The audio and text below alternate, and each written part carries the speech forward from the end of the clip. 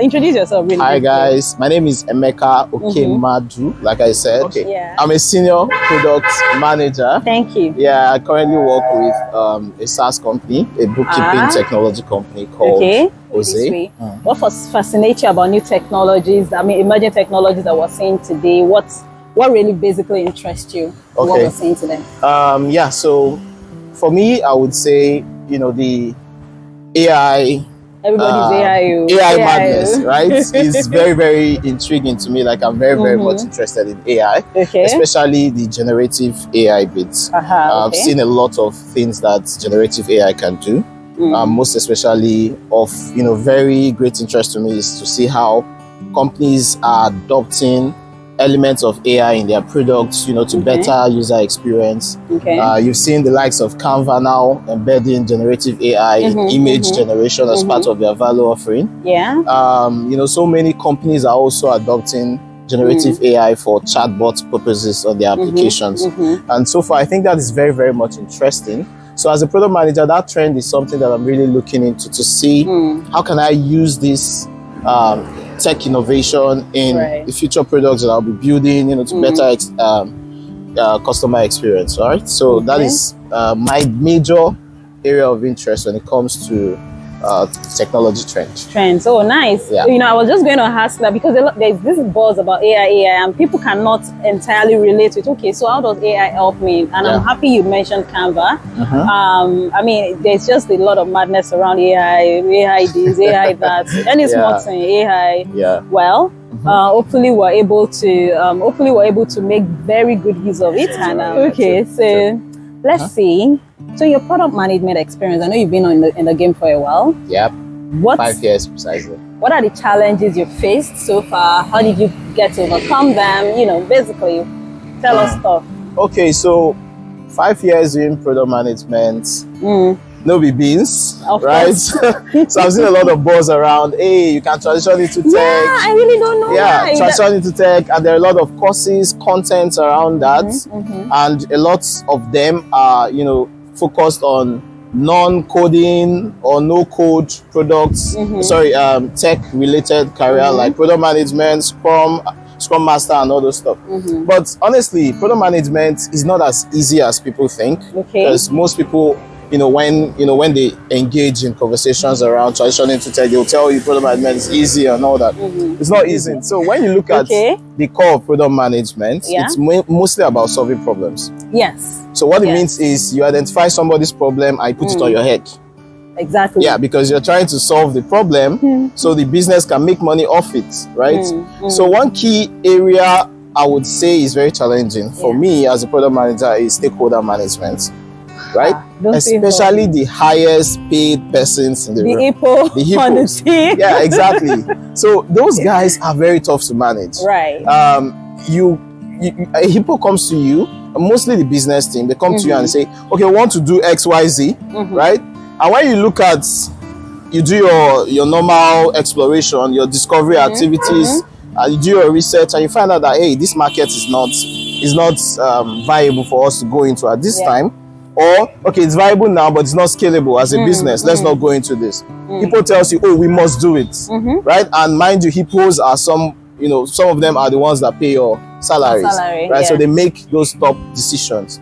So how do you manage them, especially when you can actually see data-wise, right? Both quantitative and qualitative data-wise, you can see that, oh, we shouldn't do this. You have every reason and you're convinced that we shouldn't do this, but then HIPPO is saying you should do that. So managing them becomes very, very difficult, right? So not just the HIPPO, managing development teams as well.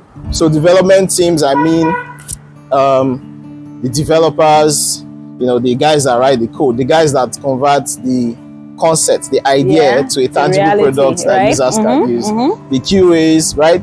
Those guys are also very critical and you need to learn to manage them. And managing them can be very, very challenging too as a product manager, right? So what I usually do is to try to communicate how important the very lines of code that they write is critical to the business, and then how they are very instrumental in solving customer problems.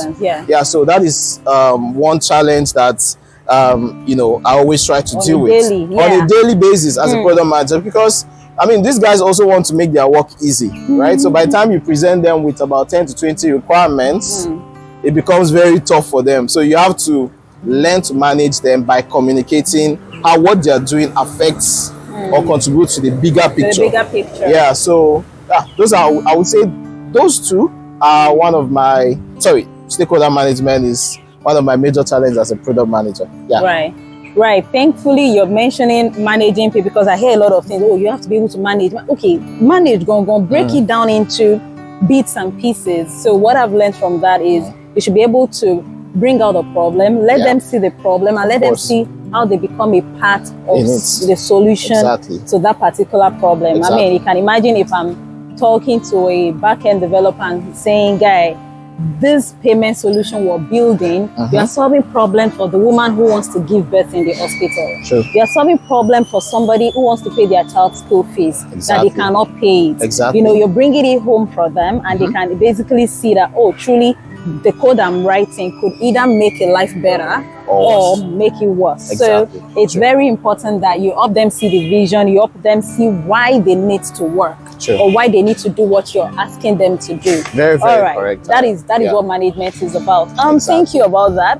Thank you for that, rather. So the other bit I wanted to ask for this series before we wrap it up is so now how do you keep yourself up to date with latest trends in the in the community, or latest trends in tech? How do you, is there any expo you can give anybody to say well, this is how it is? About, I mean, just share with us. That's a very beautiful question. As a product manager, in fact, generally for people in tech is very dynamic, and it's very spontaneous, right? There are innovations happening every day.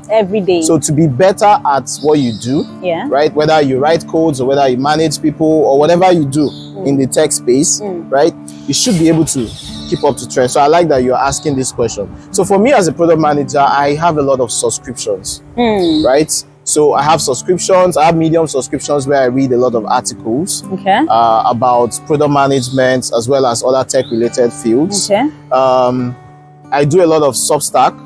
Right, I have a Substack subscription where I read a lot of articles as well. So especially Substack, because there are a lot of publications going on there, both on product management, product marketing, dev related content are being published there every day. So I always keep myself up to date with happenings on Substack. I also listen to a lot of podcasts. But my two favorite podcasts. I was going to ask for that. My two favorite podcasts. So let me give this away. My two favorite podcasts are Lenny's Product Marketing and Product Management Podcast. You should try and subscribe to that. It's a very great podcast. He talks to a lot of industry leaders, product leads, innovators on weekly basis, right? So subscribe and then get access to those interesting conversations. What's the name of the podcast again? Lenny's Product Marketing and Product I think I'll get it from you and I'll put it in the description. I think you should. And the second favorite would be Mind the Product. I know Mind the Product. Mind the Product, So they have a very good, podcast too, where they also talk to industry leaders and then top guys in the product management space. So those are my two favorite. Okay, so I'm going to ask a quick question, because there are a lot of articles on the net about, a lot. So how do you get to, maybe I should ask it this way. How do you get to filter to the ones that are, that will be beneficial to you? Then how do you get time to even sit down and read this or listen? Very valid. Because me, Mark confess, I subscribe both. And how do they read like that?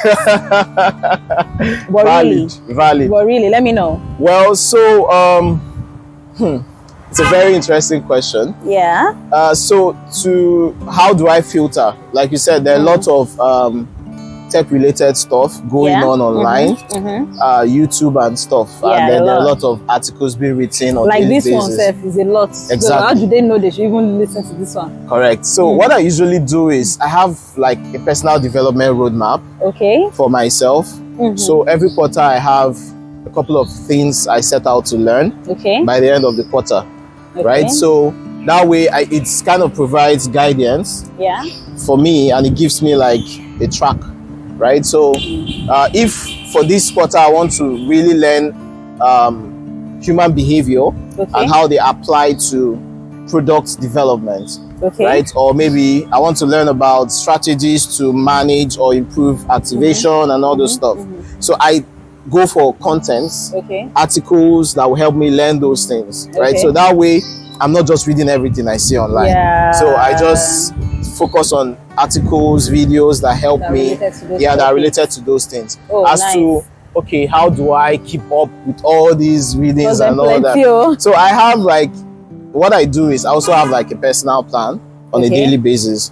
So when I wake up, aside doing all my spiritual stuff and physical stuff like exercise, I also do my mental stuff, right? So you have to learn to exercise your spiritual self, your physical self, and your mental self. So it's praying, it's exercising, and I always try to read at least one article a day.